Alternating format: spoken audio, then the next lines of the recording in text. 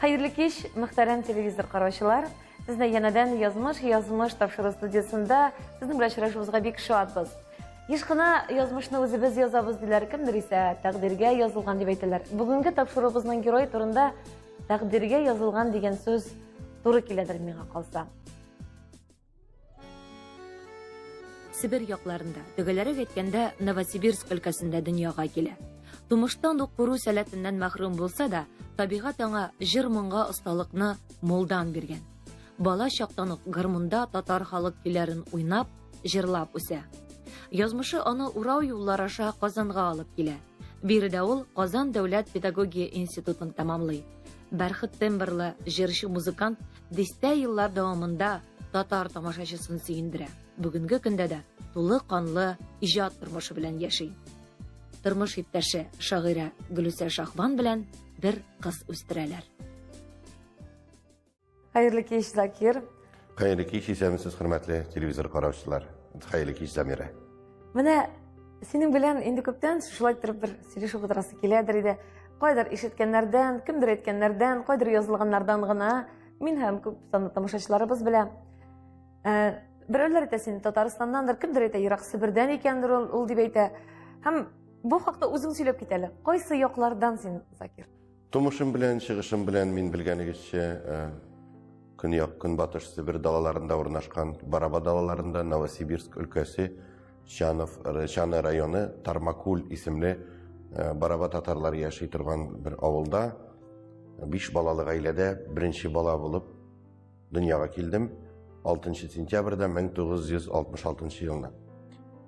5 бала гаиләсендә беренче бала буларак дөньяга килүем бигрәк тә минем әни өчен бик зур кайгы була, чөнки минем 3-4 ай вакытында бөтенләй күрмәвем ачыкланды аның өчен.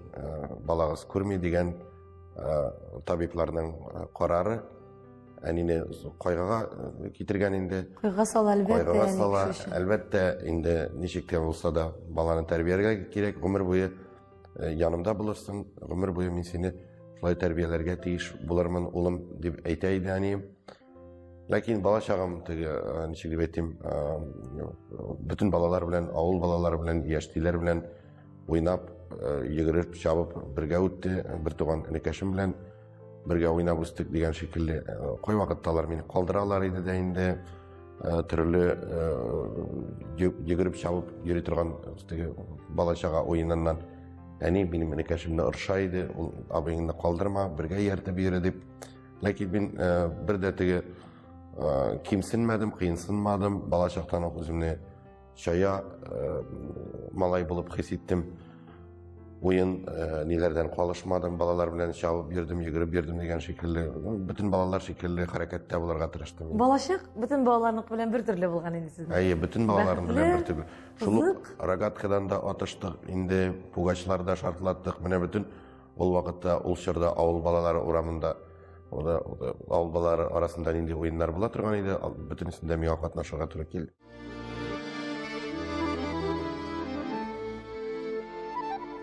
Yılıma yolu paraşlarım Enidiye deşken şağım Sağındıra minim edebin Ilgayı kirgen şağım Mini yuvalttı Yıllar sanım Sizmegenimin Yalgış kanımın Bişir istenim Kuğan şakta Enkey jitimi Sinin nasıl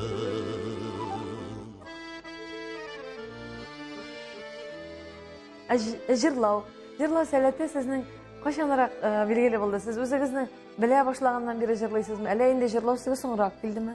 Бу беләсезме, бу күз күрмәгәч колак ишетү сәләте ныграк була дип әйтәләр инде, ул чыннан да шулайдыр. Күбесенчә радио тыңларга туры килде инде, менә радиолар тыңлап, ул вакытта орта дулкыннарда миңа радио алгыч алып биргәннәр иде.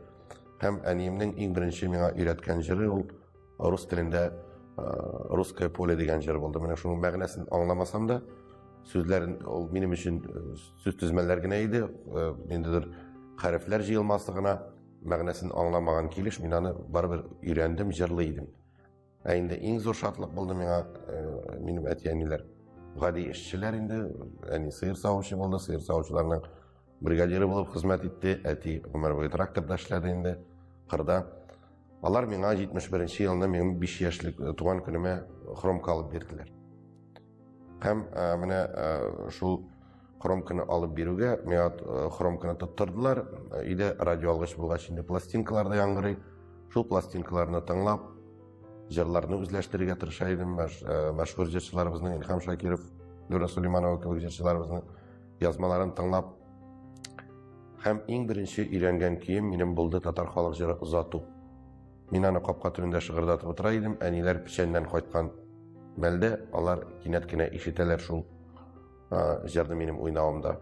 Ул вакытта минем дәванием Вәйдә ханым инде безнең күрше йортта минем әнинең бер туган абысында урын өстендә ята инде чирләп. Ул безнең бик оста җырчы иде, безнең тирәдә данлыклы кеше иде. Bütün мәҗлесләр аның җырыннан башка үтмәйде.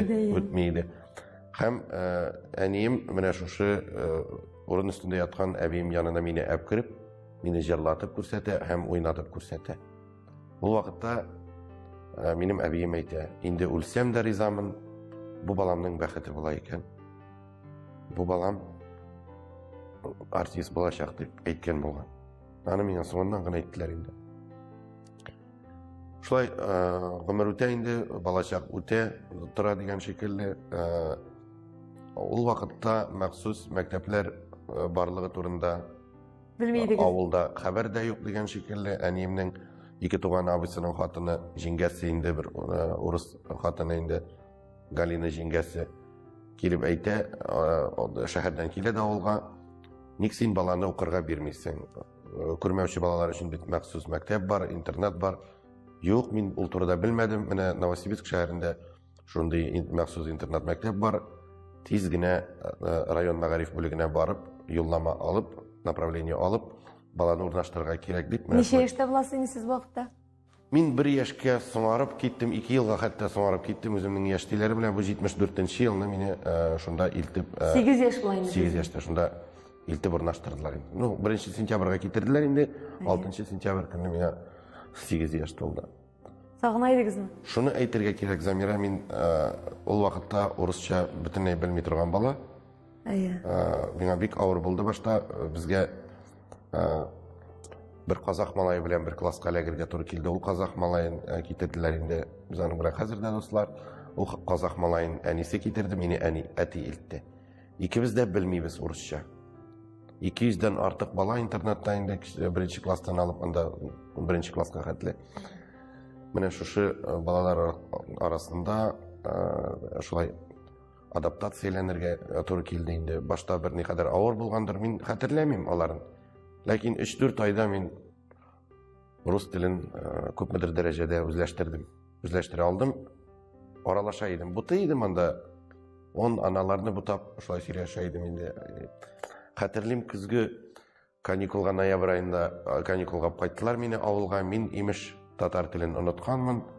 Кыланып урысча килделе теге чыктым аркылы күпер булсын дигән кебек булса да, астын өскә китереп урысча сөйләшәм янәсе. Аннары алрак кына бер күршедә бер абый бар иде, ул мине машинасына утыртты да: "Энем, алай уйнама, сөйләне миңа татарча" дип. "Син онытмагансың беләм мин" диде дә мине татты. Үзебезчә сөйләде. Ә безнең бит диалект дип әйтергә кирәк. Ансы турында аерым сөйләшәбез. Бараба татарлар ул бит бөтенләй Казан татарларыннан телебез шактый ерак. Аерылып тора. Шактый аерылып тора. Безнең кушымта шундый тел, менә фонетика буенча анализлаган буенча инде башкорт, татар, казах, кыргыз, үзбәк, менә бөтен телләрнең алымнары кергән безнең телгә. Менә шушы интернат мәктәбендә укыган дәвердә мине бирделәр баян буенча махсус түгәрәккә. Бер күрмәүче укытучыга инде Панченко Александр Елисеевич дигән бер укытучыга бирделәр. Түләүле иде ул. Әнием башта 8 тәңкә түли иде, аннары 12 сум иде ул. Мин шулай итеп баян уен коралын үзләштерә башладым. Шул күрмәүче педагогта менә шул кешедә инде 10 ел укыдым. Интернат мәктәптә тормыш бик кызыклы булды, үзенчәлекле булды һәм мин язмышыма рәхмәтлемен. Вакытында әни мине шунда илтеп, урнаштырып, беренчедән безгә тулысынча белем бирелә иде. Брайль системасы буенча рельеф нокталы шрифт, шундый махсус күрмәүчеләр өчен язу һәм уку шрифты бар бит инде. Халыкара Брайль системасы дип атала инде. Брайль дигән бер сукыр кеше булган Франциядә. Ул бик каты борчылган күрмәүче кешеләрнең белемле булмавына һәм үзе менә шундый система уйлап тапкан инде. Хәзер аның белән бөтен дөнья куллана инде. Шушы система буенча безнең китаплар басыла бит инде. Матур әдәбият, рус теле, чит ил телләре, мәсәлән, немец теле буенча укыдым. Теләгем зур иде инглиш телен үзләштерергә инде. Ул вакытта инглиш теле буенча махсус безнең күрмәүчеләр өчен китаплар юк иде дип әйтергә кирәк. Немчә укыдыгыз инде. Ә мәктәпне тәмамлагач, кайда юл тоттыгыз? Мәктәпне тәмамлагач, мин киттем махсус. Ул вакытта безнең бөтен Россия сукырлар җәмгыяте системасында производство şirketләре бар иде, предприятиеләр бар. Хәзер дә бар иде. Җитештерү şirketләре. Җитештерү şirketләре. Менә шушында барып урнаштым.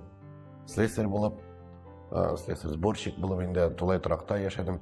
Мәктәпне битергәч иң беренче безне җибәрделәр Бийск шәһәренә. Шушы менә классташым шул казах малай Амантай дигән җегет ул. Безне җибәрделәр Бийск шәһәренә тернәкләндерү мәктәбенә. Ул мәктәпләр элек ачылган булган күрмәүчеләр өчен менә сугыш вакытында ачылган булган, сугыштан җәрәхәтләнеп күзләрен югалтып кайткан хәрби солдатлар өчен. Чөнки менә балачактан күрмәүче кеше ул бер булса, менә Инде сәбәпләр белән күзен югалтып, күрү сәләтен югалткан кешеләр өчен тормышка яраклашу шактый авыррак. Психологик ягыннан да ул мәктәптә өйрәтәләр үз-үзеңне тәрбияләргә, ашарга, пешерергә, хәрәкәтләнергә, йөрергә, мәсәлән, анда пространствода ориентация мәсьәләләре һәм үз-үзеңне тәрбияләү инде. Ашарга, пешерү, кер юу, тегү дигән шикелле. Һәм ул бик файдалы. Ни булды? Мәктәп булды безнең өчен, тернәкләндерү мәктәбе. Шушында мин машинкада басырга өйрәндем, анда агач эшкәртү эшләренә безне өйрәттеләр хәтта. Соңыннан инде шушы мәктәптә курслар үткәннән соң, 3 айлык курслары үткәннән соң без инде менә шул производство берләшмәсенә урнаштык эшкә. Шушында музыка белән элемтә дәвам итте, шулай ук үзешчән сәнгать түгәрәкләрендә дип әйтим мин. Халык хорына җирдем, рус халык хорына дигән әйтергә кирәк. Мәктәптә дә менә шул 4-5 классларда мин инде вокаль-инструменталь ансамбльдә уйнадым. Бөтен үзешчәннәр конкурсларында мәктәпне беренче урыннарга чыгарып, менә шулай музыкаль тәрбия бик көчле булды безнең дип әйтергә кирәк.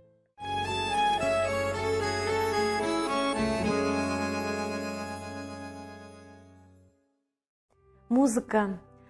Музыка ул бит, аны әйтәләр, ул шундый корал, аның теле юк, аның милләте юк. Музыка белән аңлашырга мөмкин диләр.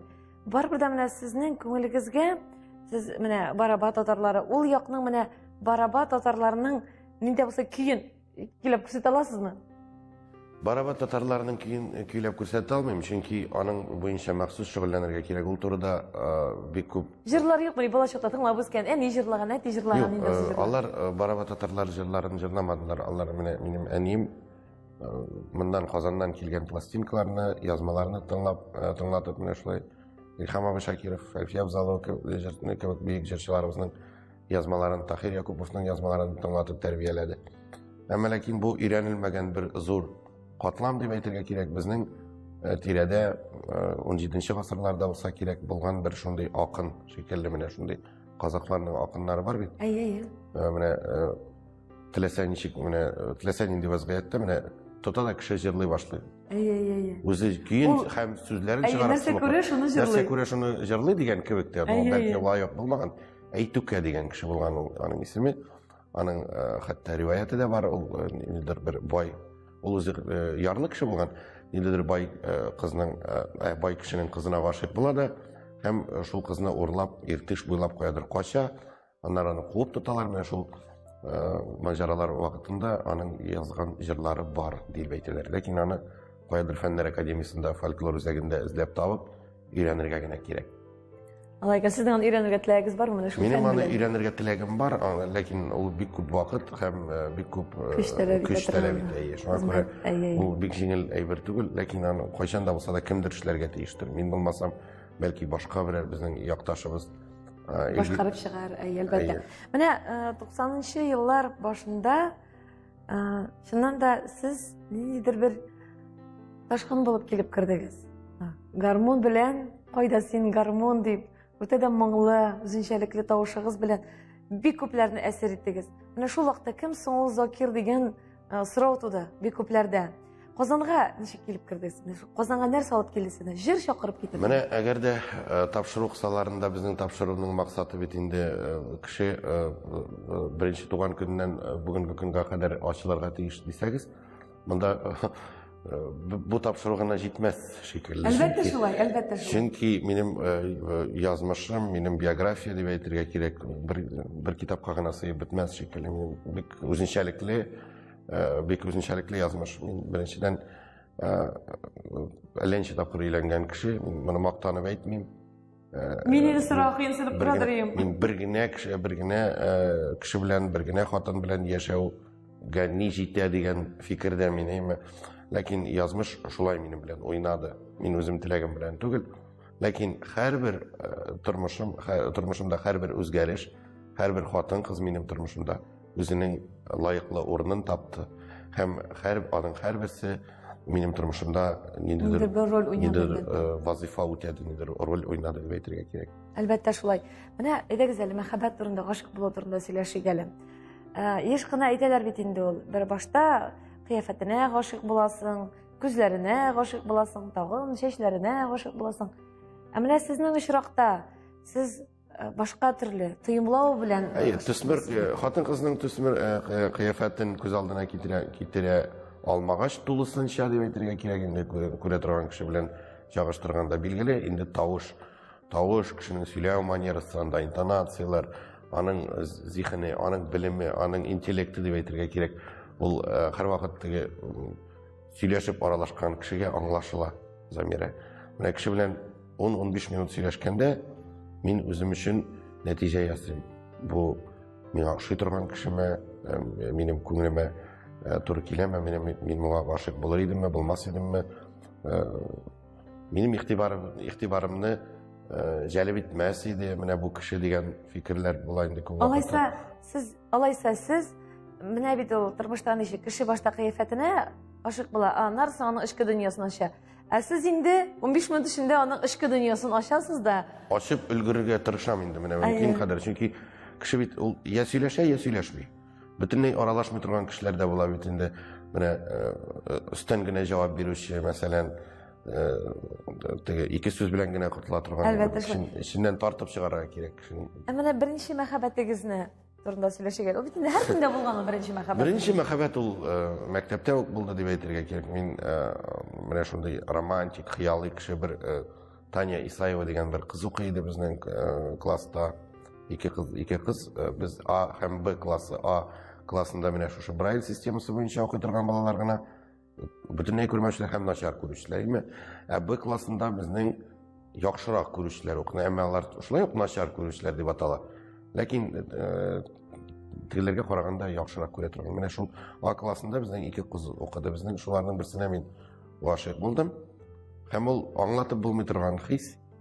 Менә шуның өчен теләсә нәрсә эшләргә әзер. Шуңа мин шуңа дәресләр әзерләргә булыша идем. Анда интернат мәктәп, анда бит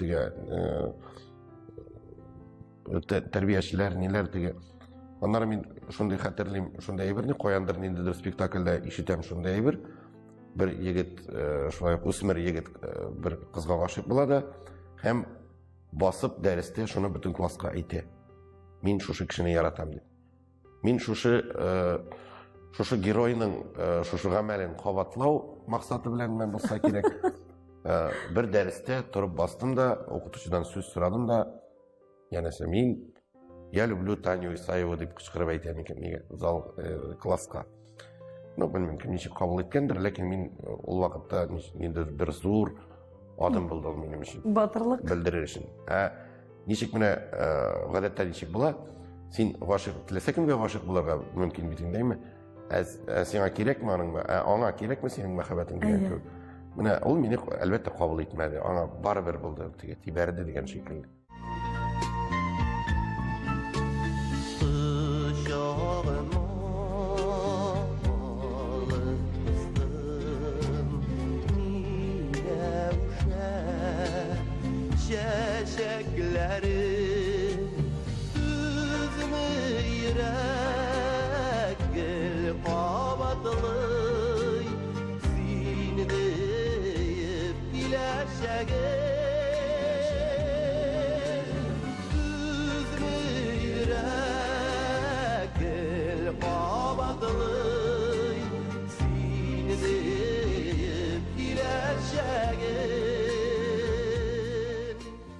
Siz әйттегез, шушы 4 тапкыр өйләнгәнсез һәм шушы 4 хатын-кыз да сезнең язмышыгызда үзенчәлекле роль уйнадылар дип. Менә беренче хатыныгыз турында сөйләшкәндә, ул нинди роль уйнады сезнең тормышыгызда, нинди борылышлар китерде язмышыгызга? Минем ул бит беләсеңме, Замира, менә язмышта кешенең язмышының бер өлешендә алып булмый, чөнки аның бер өлеше булмаса икенчесе булмый. Бүтүнсе Шулай, әлбәттә шулай. Әлбәттә шулай. Бәйләнгән. Беренче хатын белән мин таныштым менә Бийск шәһәрендә. Бийск шәһәрендә без менә шушы тернәкләндерү мәктәбендә белем алган вакытта ул шунда Сокырлар җәмгыятендә эшли иде. Шунда килеп йөри иде безнең Тулай торакка, аның танышлары, кешеләре бар иде. Ул үзенең чаялыгы белән менә шундый булган. Үзе генә йөри иде, бөтенләй күрмәсә дә дигән кебек. Ул шундый пөхтә иде, ул үзен караган, ниткән, ул миннән 3 яшькә олорак булса да, менә таң калдым инде мин шул нигә. Шул хатынга. Аннары инде Курск шәһәрендә музыка укуына кердем дә, 86 елда кердем мин Курск музыкаль училищесына. Шунда китер алдыннан Курск шәһәрендә махсус күрмәүчеләр өчен музыкаль училище бар. Шунда укырга кердем дә, шунда китер алдыннан ул килде үзенең иптәш кызына Новосибирск шәһәренә безгә. Килде дә бөтен йөрәгемне кузгатты да җибәрде. Шунда мин укырга менә әгәр мөмкинлегем булса бармаганда була иде. Мине әти илтеп кайтты, ләкин аның кире кайтачагым алданып билгеле иде инде. Белеп киттең инде. Бер семестр укыдым да ташлап кайтып киттем мин. Әниләргә әйтмичә, Омскига барып, общежитиегә урнашып, моңа тәкъдим ясап, анда хатлар алышабыз бит инде, мәхәббәт. Һәм без Омск шәһәрендә Сокырлар җәмгыятендә Тулай торакта яши башладык. Ничә ел яшәдегез? Яши башладык аерым, чөнки бергә яшәү мөмкинлеге юк. Мин егетләр белмәсендә, ул хатын-кызлар белмәсендә шунда каядыр күрешәбез, очрашабыз дигән кебек. Әле май айында, 16 май көнне без рәсмиләштердек үзебезнең мөнәсәбәтләребезне. 87 елда булды. Ничә ел яшәдегез бергә? Без аның белән яшәдек 2 ел ярым. 2 ел ярым. 87 ел, 88 елда минем беренче улым дөньяга килде. Ильяс исемле. Без аның белән хәзер дә аралашабыз, ул Оренбург шәһәрендә яши. Ничек дип әйтим, аннары инде менә Новосибирск шәһәренә күчтек без, чөнки Омскида бергә яшәү мөмкинлеге булмады. Новосибирск шәһәрендә безгә бирделәр бүлмә, урын бирделәр Тулай торакта. Һәм шунда минем малай туды инде. 1988 елны 13 март көнне безнең улыбыз туды. Димәк, сез язмышлар юлларыгыз аерылганда улыгыз кичкенә булган булып чыга бит. кішкене болды, яш ярым иде малайымға. 1989 жылы Новосибирск шәһәрендә Новосибирск өлкән татар милли мәдәни үзәге ачылды. Анда жыр комбинат клубында татарлар җыела дигән мәгълүмат килде миңа, һәм мин шушы зур теләк белән, татар мөхитендә яшәү теләге белән шушы нигә бардым инде, җыенга. Анда баян алып уйнап, җырлап күрсәттем. Менә шушында башланды инде минем бөтен Милли мәдәни тормыш. Һәм менә яшьлек беләнме, аннары безнең тормыш та бик авыр булды дигән шикелле, хатын белән дә мөнәсәбәтләр бик салкын. Ничектер мин монда очраттым Рәвилә ханымны. Ул минем тормышымда бик зур роль уйнады дип әйтергә кирәк. Аның белән без Казанга килдек, ул мине Казанга алып килде дип әйтергә кирәк. Без менә шушы коллективта танышып, аның белән безнең мөнәсәбәтләр булды дип әйтергә кирәк. Без аның белән яшәдек һәм Казанга монда килдек. Монда Казанга килгәчтән мине алып бардылар Миңгол тыңланырга. Миңгол абый мине тыңлады һәм үзенең киңәшләрен биреп, мине үзенең классына укырга чакырды. Педагогия университетының музыка факультетына. Шушында халыкара татар җыры 95 җыр бәйгесендә катнаштырып, мин профессиональ җырчылар арасында 2нче премия лауреаты исеменә лаек булдым. Ул миңа ул вакытта Ала карга дигән җырын бирде. Ала карга дигән җырны мин аны бик үзенчәлекле рәвештә башкардым. Беренче куплетын түбән диапазонда башлап, аннары югары диапазон, икенче октавага күчеп, менә шулай башкардым. Һәм жюри рәисләре бу әйберне бик ошаттылар. Алар гала концертта хәтта Илһам абый Шакиров үзе 2 тапкыр сорап җырлатты шул җырны. Шушы татар җыры 95-тә 2нче премия алганнан соң ул бик зур шатлык булды минем өчен, иң зур җиңүем дип саныйм мин аны бүген дә. Чөнки ул татар җыры 95 җыр бәйгесе Мәдәният министрлыгы тарафыннан уздырыла торган бит инде халыкара бәйге. Һәм шушы конкурстан соң күренекле композитор, 500-гә якын җырлар авторы, минем 22 ел без аның белән хезмәттәшлек иттек. Татарстанның халык артисты, музыкант, баянчы, иҗатташ дустым Ганс абый Сайфуллин миңа үзенең иң беренче ярдәм кулын сузды. Һәм ул мине татар яшьләре җыенына чакырды. Ул татар яшьләре җыены дигән фестиваль, хәтерлисең бит инде. Ул күп кенә бүгенге эстрада йолдызларына беренче старт майданчыгы булды инде күтәрелергә. 15-20 шәһәрдә, хәтта район үзәкләрендә җыеннар үтә иде, җәйге җыеннар. Шушында чакырып, без шунда заман егетләре белән таныштык. Егетләр белән танышып, егетләрнең теләкләре, минем теләкләрем туры килеп, без бергә эшләргә булдык. Мин үземне тәкъдим иттем, егетләр бергә эшләсәк ничегрәк булыр иде дип. Аларда да шундый теләк булган, мине чакырырга.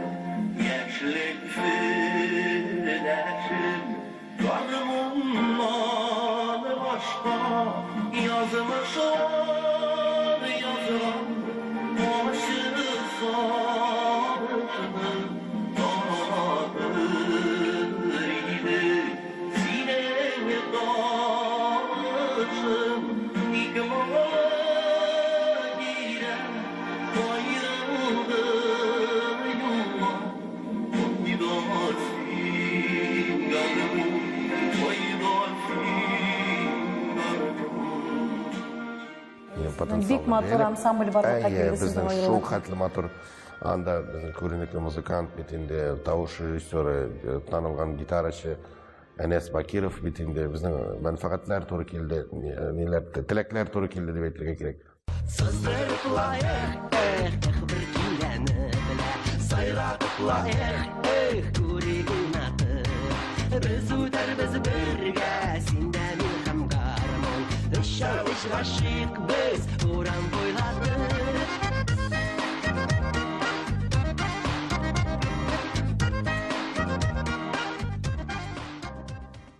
Hem biz icat ete başladık. Kollektifin tüp konsepsiyası Tatar estradasının halkara Avrupa standartlarına hatta Amerika standartlarına doğru getiriyor. Bizning Tatar jırların dünya ko'lamida yangratuv, mana şu milliy koloritni saqlab, shu vaqtda zamoncha yangrashni ta'min etib, mana shunday bir yo'nalish borliqqa keltirib bizning Siz maqsadingizga erishdingiz deb o'ylayman. Chunki u vaqtda tatar jiri umuman ikkinchi turli yangiray boshladi. O zaman shu vokal instrumental ansambl tarafidan bek motor sizning xizmatingiz, men qolsa bu sizning ijodingizda ayrim bir qizil jip bilan chegilgan bir shur deb aytar edim. Shulay. Bu bek zo'r maktab, mening uchun bu bek zo'r baxt shu kollektiv tashlav 8 yil biz birga ishladik. Biz hatto prodyuserlik bilan da shug'ullandik. Hatırlasangiz, mana Naila Fatihova, Irfan Izmailov Moskvadagi avtor boshqaruvchi Go'zaliya, Rezida Sharafiyovaning birinchi jiyintig'i bizning studiyada dunyo ko'rdi. Biz hatto o'zimiz turunda da unutdik. Bizning tarqaluvimizning da bir sababi mana o'zimiz ustida ishlamaw orqasida bo'ldi. Chunki shaqqina maqsadlar o'zgarib ketdi. Bir naqadar ishlab oldik, tanlar biz biznesga kirib ketmoqchi bo'ldik. Yana tovush yozdiruv industriyasina, shu prodyuserlik yo'nalishi bilan shug'ullanib tilagi bizda bo'ldi. Mana shunga ko'ra biz Anasni jiberdik Londonga. Anas borib qaytdi, shunda o'zining bilimini orttirib qaytdi tovush rejissurasi bo'yicha. Bu bizning uchun daraja bitindi. Onları aybat magnitofonlar, tasmalı magnitofonlar olib qaytdi. Biz studiyani neta boshladik, ta'min eta boshladik, jihozlandira boshladik endi texnik yog'idan. Yozdiruv bo'yicha bizning Anas katinglar bugungi kunda da yo'qdir. Aning ko'p tovushni yozdiruv, o tovushni beradi bilarga kerak. Ravila xonim, mana bu shurda Ravila xonim.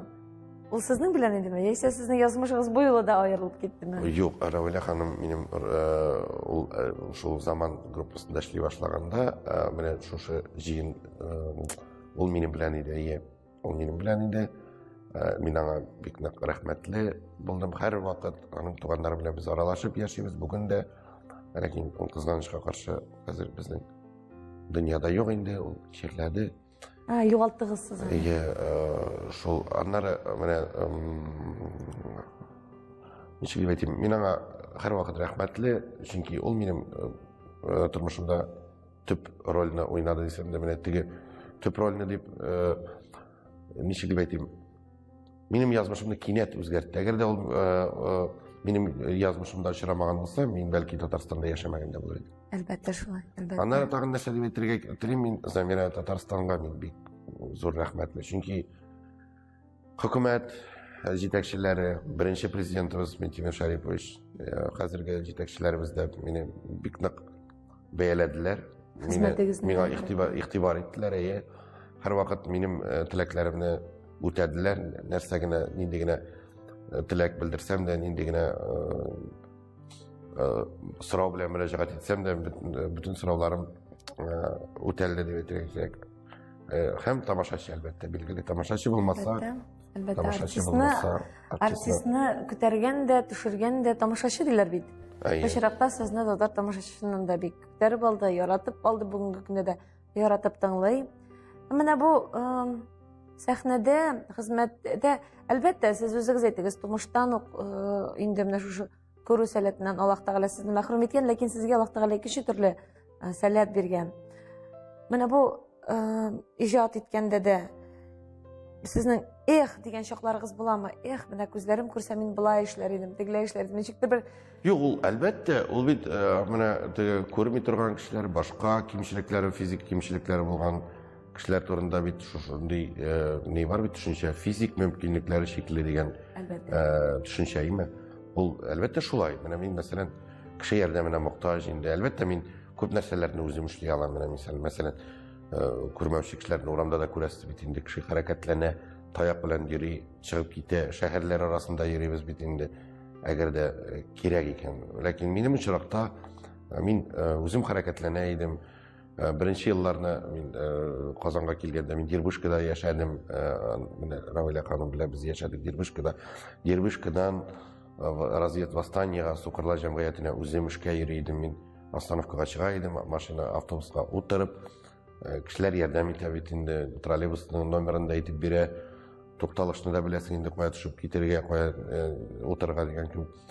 Юл аркылы чыкканда, мәсәлән, кеше шулай ук ярдәм итә. Ләкин хәзер мин бу әйбер белән кулланмыйм, чөнки аның кирәге юк. Аннары мин теге танылган кеше булгач, теге алай итеп азапланып, бәрелеп сугылып йөрисе килми. Булай да теге күп вакытта теге адекват булмаган фикерләр бар җәмгыятьтә, теге мискенгә карау шикелле, ләкин мин Әлбәттә, бу ялгыш фикер. Әлбәттә, ялгыш фикер. Менә дөньяны сез бәлкем бу сорау корректно да яңгырамас, тамашачылар мине гафу итсеннәр, сез дә мине дөрес аңлагыз. Сез дөньяны нинди итеп күз алдына китерәсез? Мин дөньяны ничек күз алдына китерәсез? Менә теге төсмерләп, әлбәттә мин аны сезгә әйтсәм, ул бит теоретик рәвештә генә белгән мәгълүмат бит. Әлбәттә, менә кояш сезнеңчә ничек? Сезнеңчә менә Гөлүсә сезнең өчен нинди ул? Менә гомумән, чөнки ни өчен бу сорауны бирәм? Мин бер дә белән шулай якын аралашканым юк, менә күрмәүчеләр белән аралашканым булмады. Менә ничегрәк күз алдына китерәсең дигән сорау, ул әзрәк берникадәр сәеррәк яңгырый минем. Шуңа күрә әйтәм бит. Әйе, чөнки менә мин сине мәсәлән күз алдыма китерәм, мин синең тавышыңны ишетәм, мин сиңа бәлки кулыңнан тотып манда, билеңнән тотып ма дигән шикелле, мин белә алам синең гәүдә төзелешен дип әйтергә кирәк. Әгәр дә ул кирәк икән миңа, мәсәлән, ул мәгълүматны мин кешеләрдән дә сорый алам бит инде аны.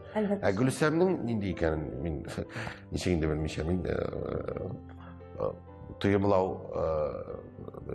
сәләте бар бит инде, кул белән теге аның озын чәчле икән, чәче моторлыгы дигән кебек, аның нечкә билләре, аның йомшак куллары дигән кебек, аның ягымлы тавышы. Әлбәттә, мин аның күзләренең төсен күрмим, билгеле, чәченең төсе турында әйтә алмыйм. Анда мәсәлән, бу мөһим дә түгел. Чәченең төсе дә үзгәрә. Ләкин кешенең күңеле. Мин хәтерлим әле Гөлүсәнең сиңа гашык булып биргән вакытын. Бәлкем әле бу хакта Гөлүсә үзе әйтмәгән дә булгандыр. Ул вакытта телевидениедә журналист булып эшлидер иде. Журналист Гөлүсә шагыйрә, Гөлүсә Шагбан. Ул практика үтә иде. Практика үтә иде. Үлеп гашык иде сиңа ул вакытта инде. Менә ул инде сине шул кадәр менә тасвирлый иде. Гөлүсә өчен дөньяда син бер шаһзадә идең инде. Шаһзадә, ул инде сиңа табына иде. Мин менә ул матур шигырьләр яза иде сиңа атап. Һәм ул вакытта мин менә ничек әйтим? Мин аны яшермим. Акыл белән уйлыйсың бит инде. Ничек инде сау сәламәт кеше күрми торган нәрсәгә ул аңа кирәк. Юк, алай дип тә түгел, зинһар алай дип уйлый күрмә. Юк. Курыкмыйча менә үзенә нинди җаваплылык ала дип уйлыйдыр. Ул бит җаваплылык алу үзеңә. Билгеле җаваплылык. Мин әле дә шундый фикердә. Нормаль хатын-кыз. Нормаль хатын-кыз дигән сүзне без бәлки куштырнакка алыйк. Аек хатын-кыз менә сукыр кеше белән, күрмәүче кеше белән тормышын бәйләмәячәк. Мин әле хәзер ул мин теге Гөлүсәне жүләр дип әйтүем түгел, ул шул хәтле изге кеше булырга кирәк аның өчен. Әйе, беләсеңме, Закир, шуны әйтәсем килә сиңа. Еш кына менә шундый сораулар ишетергә туры килә. Менә минем иптәшем яшәрәк кеше китте, байрак кеше китте, матуррак кешегә безне ташлап китте. Мин шул бер әйбергә менә яшәгән саен инанам. Яраткан кеше ул кешенең физик мөмкинлекләренә, тышкы кыяфәтләренә, социаль катламына карамый ул аны ничек бар, шулай ярата. Бар Гөлүсә сине бар тик ярата. Яратып чыкты ул. Ул чын мәгънәсендә яратып чыкты. Чөнки без аның белән 2002 елны таныштык, безне таныштырды. Күренекле популяр җырчы дип әйтергә кирәк. Ул вакытта инде Фирүзә Сибгатуллина дигән безнең достыбыз. Ул Тулай торакта яши иде һәм ул безне таныштырды. Без тиз арада уртак тел таптык һәм берничә көн эчендә без кайтып, Яңа Ибрага кайтып, сорадым да инде Әби бабай белән никахлар укытып, шулай яши дә башладык дип әйтергә кирәк.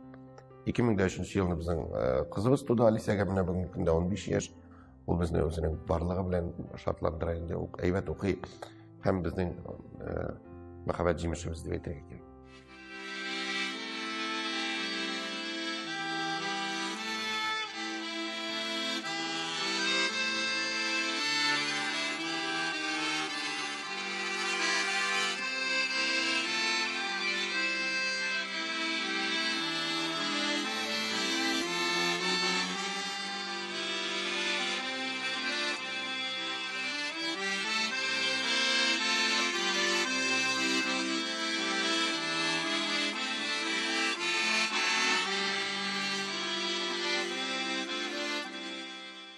Сезнең шундый матур иҗади танда Гөлүсә бит ул бик матур шигырьләр яза. Җырлап торган шигырьләр яза. Ул беләсеңме, менә ул шигырьләр дигәннән, ул хәтта менә миңа багышлаган шигырьләре күп инде. Аның бер генә китабы чыкты, ул сатылып бетте инде, менә хәзер икенче китап өстендә эш бара. Ул хәтта миңа багышлап язды, хәтта минем исемдән дә язган шигырьләре бар. Әгәр мөмкин булса, бер шигырь укып күрсәтәм. Әлбәттә, бик Ул беләсеңме, ул менә никадәр кешенең эчке халәтенә керә белергә кирәк, кешене аңлый белергә кирәк. Минем исемдән шушындый шигырь юлларын языр өчен. Гомрем минем тоташ караңгылык. Гомрем минем тоташ караңгылык. Алсуланып атмый таңнарым. Мин канәгать шушы язмышымна. Тик шулай да сыкрый җаннарым. Гомрем минем тоташ караңгылык. Кояшым да батмый офыкта. Үткән гомрем өчен шатланам да, моңсуланам да мин кайчакта. Гомрем минем тоташ караңгылык, ә күңлемдә сүнмәс ут яна. Үзем китсәм, килер буыныма, истәлеккә миннән җыр кала. Зарлана бу диеп уйламагыз. Мискенләнү миңа хас түгел. Язмыш миңа бәхет бүләк иткән, газабы да ләкин аз түгел.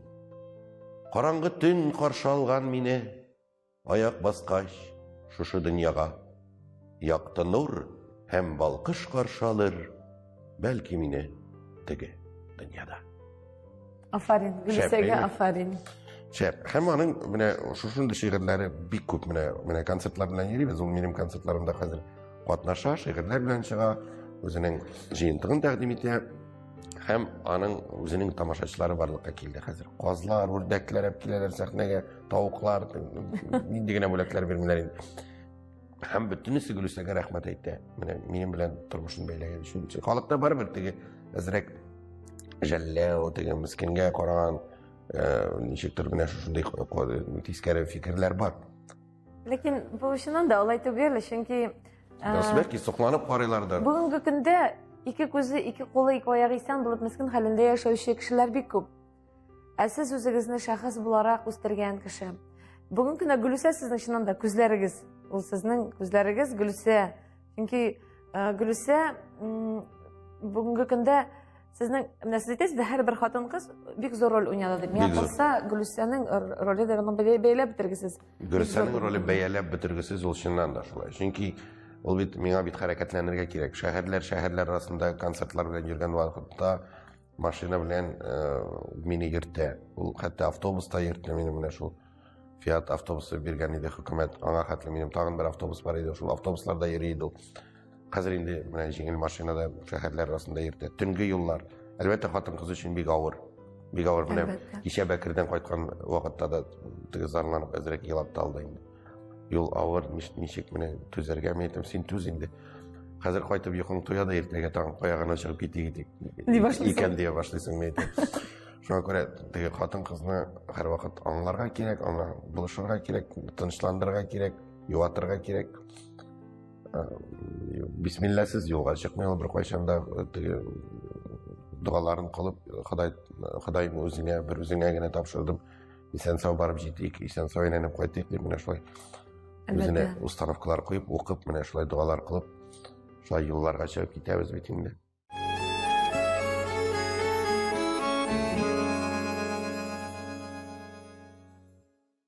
Сезнең әтиәнегез исәнме?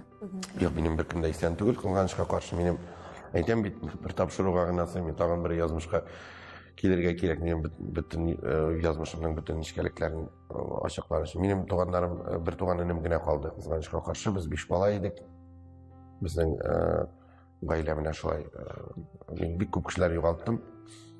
Шуңа күрә теге кеше кайгы бер генә килми дип диләр бит инде менә шушындый югалтулар булды. Иң беренче 27 яшендә энекәшем трагик рәвештә һәлак булды. Аннары әнием, аннары бер туган инем, аннары сеңлем менә шулай. Ул бит сөйләп бетерә торган түгел. Ләкин кеше чыныга икән. Менә киткән кешеләрне җибәрә белергә кирәк дигән фикергә килдем.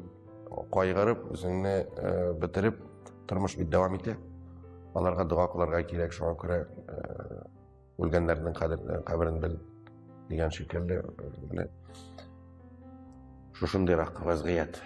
Ләкин туганнарым, 2 туган, 3 туганнарым күп авылда. 5-6 елга булса да бер кайтып килергә тырышам, ашлар уздырып. Хәзер инде безнең мәхәллә ачылган да мәчет манаралы мәчет булмаса да имам йорты дип әйтик инде. Шушында гамәлләр кылып, ашлар үткәреп, сарыклар, корбаннар чалдырып, Сез инде шушы авылга сукмакны суытмыйсыз инде. Әйе, мөмкин булганча кайтырга тырышам. Менә былтыр 2016 елны юбилей бенефис кичәмне уздырдым бит инде филармониядә. Яңа гасыр телерадио компаниясе шактый күп тапкырлар күрсәтте инде аны. Шуннан соң мин кайттым, шул елны кайттым мин үземнең районыма. Шушында 50 еллык юбилей уңаеннан менә концертлар куеп, бөтен татар авылларына кирип, концертлар куеп, үзебезнең авылда куеп, ашлар үткәреп, шулай күңелемә Өстегездән бер йөк төшкән кебек булгандыр инде. Күңелемә ризык топлап кайттым инде, энергия шундый. Әлбәттә. Туган җирдән алган энергия ул гомумән икенче төрле. Аны бер кайдан да алып булмый. Туган туфрак бирә ул энергияны. Бакчамдагы алым агачка тайлар бәйләсәм икән, сез дусларым белән бергә җәйләсәм икән, сез туганнар белән бергә мәңге яшәсәм икән.